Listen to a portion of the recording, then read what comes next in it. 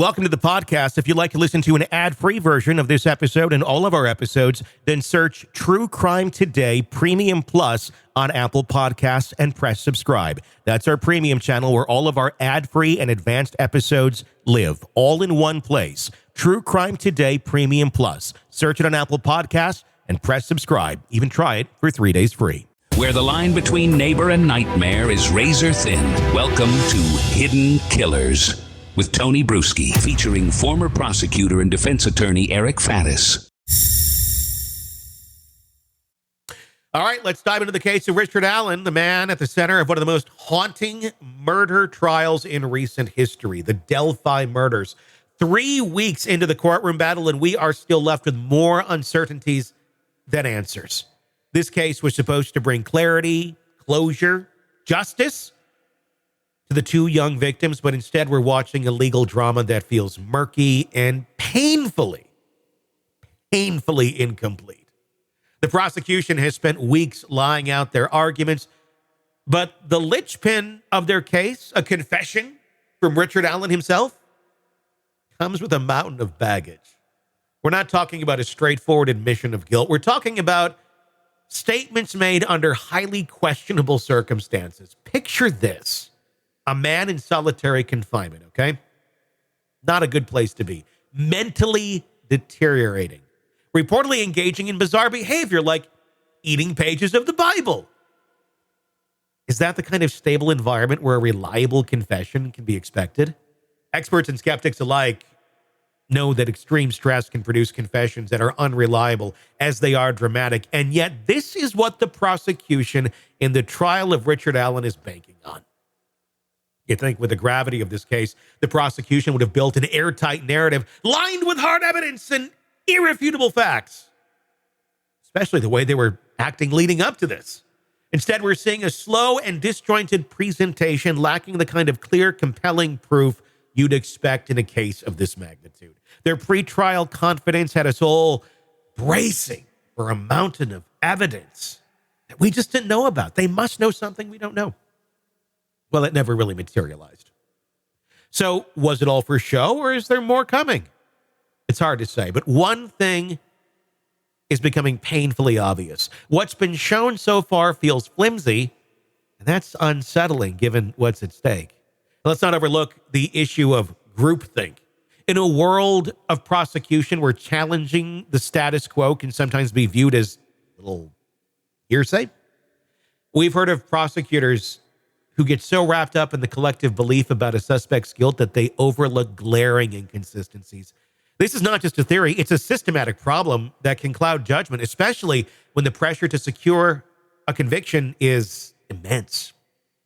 So here we are, waiting to see what comes next. Will the defense swoop in and dismantle the prosecution's narrative with an expert on false confessions, exposing the case is more fragile than anyone ever expected? Or will the prosecution pull out a last-minute ace that we haven't seen quite yet? As we move forward, the only thing certain is that this trial is far from over, and the outcome is more uncertain than anyone would have predicted. The stakes are high as they come, and with every twist and turn could mean a difference between justice served and justice denied. Joining me to discuss, Eric Faddis, defense attorney, former prosecutor. Have you heard anything that puts Richard Allen near this in any sort of evidentiary way? You know, I really haven't. And that's the issue with relying almost solely on a confession, is that confessions can be unreliable, and you've got to kind of back it up. You got to bolster it. You got to make sure it's consistent with objective, demonstrable evidence that shows, hey, yes, what he's saying is correct. And that second part is the part that's been lacking, and they've been in the trial for 3 weeks. Were you expecting more from the prosecution? Oh, totally. And I was expecting him to do it in a different fashion. I wasn't expecting him to kind of, in my opinion, waste a good amount of the jury's time for multiple weeks. Let's get to the meat of this. And if you think he's guilty, let's put it out there. Let's see what you got. And it feels like it's just been such a slow play the entire time. The bravado that they were using beforehand of, no, we're going to deny this, we're going to deny that. It made you think either they're nuts and they're trying to cover something up, or they have a really, really strong case and we just don't know anything about it yet. We'll find it out in court and hopefully we're all wrong. It turns out they have an even weaker case than we thought they had. And it's like, why are you all behind this? This is so incredibly weak.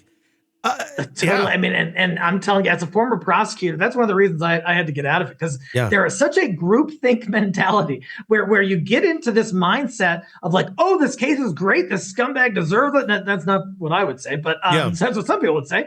And it's easy to just kind of be like, oh, rah, yeah, we all agree with each other. But then once you get it out in the open, that's why they have trials. Once it's subjected to scrutiny, now everyone's saying, oh, wait a sec, I'm not sure how strong this is.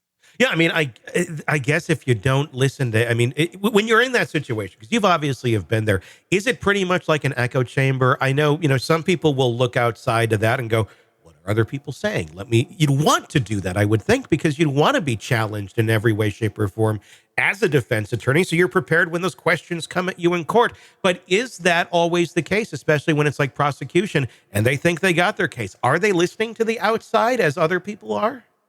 Oftentimes, no. Oftentimes it is an echo chamber. Not only that, but in some law enforcement cultures, not all, but in some, it's kind of discouraged to sort of bring up other sides. I remember when we were roundtabling cases as a prosecutor, and I'm saying, well, gosh, when we go to trial, there's this piece that's missing. Or there's this witness that says something that seems a lot different than what we have already. And sometimes that's kind of frowned upon. That's kind of like, oh, whose side are you on, bro?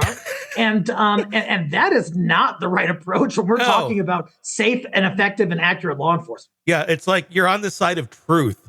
Like that. And if there's something here that shows it's not, then we should look at that. We should see what this is. That's how our system's supposed to work. Unfortunately, it's not. It's a fascinating case. We'll see where this goes.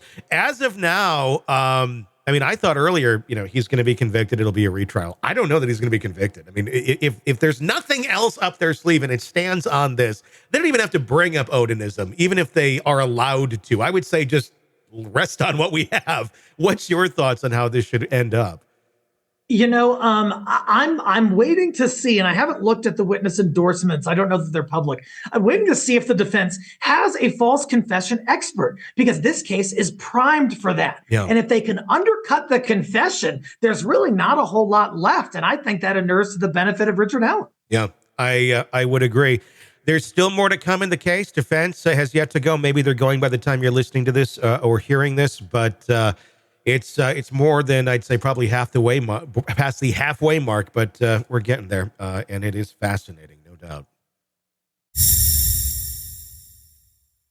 Hey, thanks for checking out the video. Be sure to follow us wherever you download podcasts, and especially Apple Podcasts, where you can get advanced episode and premium content on our premium channel right there. Also, be sure to follow us on social media so you don't miss any breaking updates on the stories that matter to you most. We're on TikTok, X, Instagram, Facebook. Just search Hidden Killers Podcast with Tony Brueski, and you'll find us right there. Again, thanks for watching.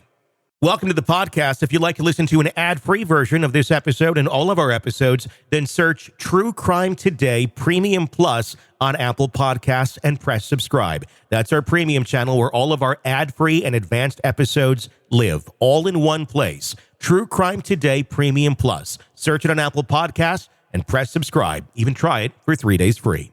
You're in the thick of a true crime saga, every detail sinking in, and then, wham, a commercial about something you couldn't care less about. It's like being served a microwaved dinner at a 5-star restaurant. But it doesn't have to be this way. Go for True Crime Today Premium Plus on Apple Podcasts. With True Crime Today Premium Plus, you get uninterrupted, ad-free episodes, extended interviews that dig even deeper into the muck, and early access so you can brag to your friends. It's like ordering the secret menu at a crime buffet. So, search for True Crime Today Premium Plus on Apple Podcasts, subscribe, and savor every twisted detail without interruption.